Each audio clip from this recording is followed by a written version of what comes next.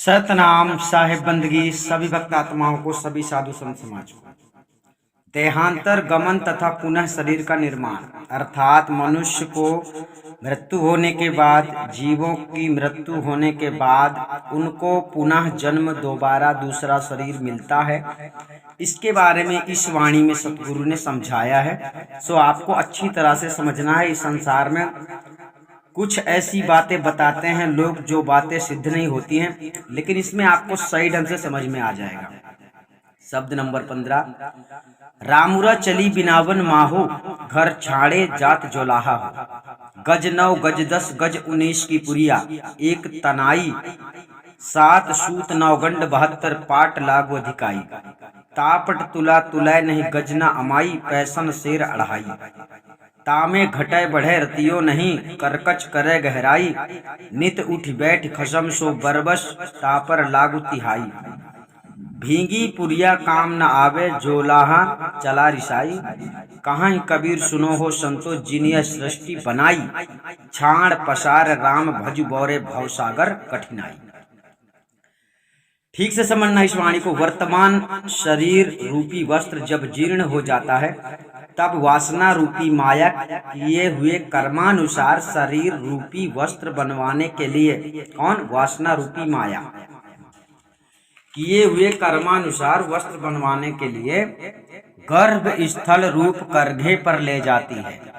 तब यह जीव पुराने शरीर को त्याग कर चल देता है और वह पुराना जीर्ण शरीर रूप वस्त्र फेंक दिया जाता है और पुनः गर्भाशय रूपी करघे पर स्थूल देह रूप वस्त्र तैयार किया जाता है। अतएव शरीर छूटने पर भी जीव को वासना रूप माया नहीं छोड़ती है। वह जीव रूप जुलाहों से नए नए शरीर रूप वस्त्र बनवाती ही रहती है। इस बात को जुलाहे के रूपक द्वारा सद्गुरु वर्णन करते हैं। अनंत शरीरों तथा विषयों में रमण करने वाले हे राम अर्थात राजा जीव सुनो, यह माया ऐसी प्रबल है कि जब यह जीव जुलाहा शरीर रूप घर को छोड़कर चलता है, तब भी उसका पीछा नहीं छोड़ती है और दूसरा पट बनवाती रहती है। भाव यह है कि यह जीव रूपी जुलाहा शरीर रूपी घर को छोड़कर जा रहा है और उसके पीछे पीछे माया भी उसके द्वारा उससे दूसरा शरीर रूपी कपड़ा बिनवाने के लिए चली जा रही है।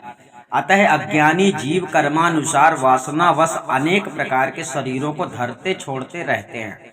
माया ने जीव रूप जुलाहे से एक ताना शरीर इंद्रिय संघात रूप तनवाया है।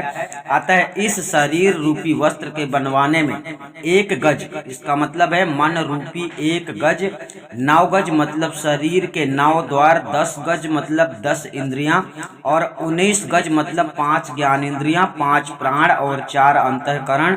इन 19 तत्वों का गज रूप सूक्ष्म शरीर तथा 7 सूत रस रक्त मांस मेद अस्थि हड्डी, अस्थि यानी हड्डी, मज्जा और वीर, ये सप्त धातु रूप सूत और 9 गंड अर्थात गांठ रूप 9 नाड़ी, ग्रंथियां और 72 कोठे रूप वाने से अर्थात 72 गांठों से इसे जोड़ दिया गया।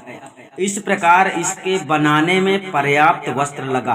अर्थात इस प्रकार मनुष्य शरीर रूप वस्त्र चादर ऐसा बना है कि इसकी समानता दूसरे पट देवादि शरीर कदापि नहीं कर सकते हैं, क्योंकि यह मनुष्य तन विवेक वैराग्यादि समस्त साधनों का साधन स्थान है और मोक्ष का द्वार है।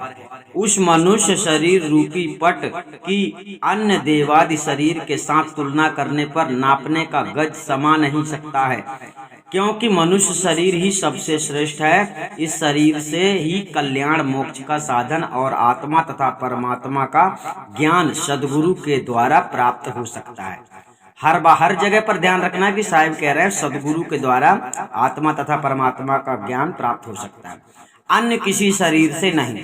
अन्य देवादि शरीर तथा शूकर कुकरादि शरीर केवल भोग मात्र के साधन है, किंतु मानव शरीर भोग तथा मोक्ष के दोनों का साधन है।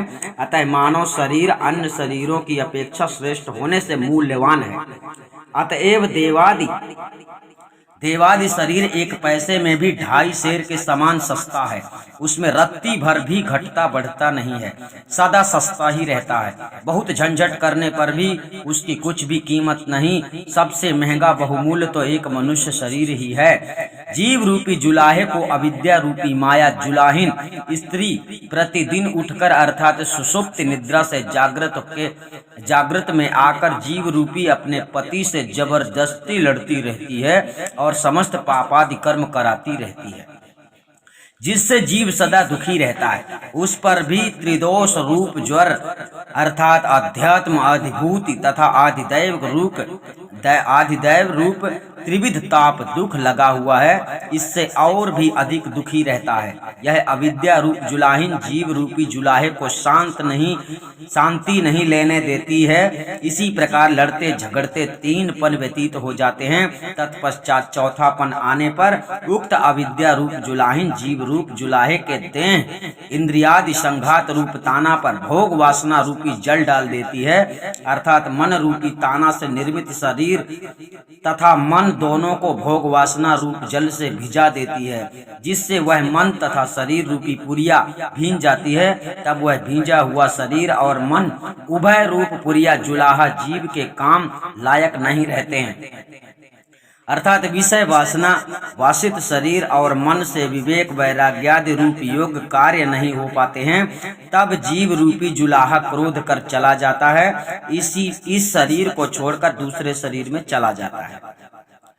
अविद्या ही जीव को विषय में फंसाकर पाप कर्म में डालती रहती है, जिसे समझता हुआ भी जीव अनुचित कर्म से निवृत्त नहीं हो पाता है और सदैव अनेक दुखों का भागी होता हुआ एक योनि से दूसरे योनि में भटकता रहता है, मुक्ति नहीं हो पाता है। सदगुरु कबीर साहब कहते हैं कि हे संतो, आप लोग सुनिए, जिस महाचेतन पुरुष परमात्मा से सर्वप्रथम निरंजन आद्या आदि अनंत चेतन आत्माओं की उत्पत्ति हुई है, अतः उक्त परमात्मा सत्ता से चेतन आत्मा का पृथक होना ही उसकी उत्पत्ति है, स्वरूपतः नहीं।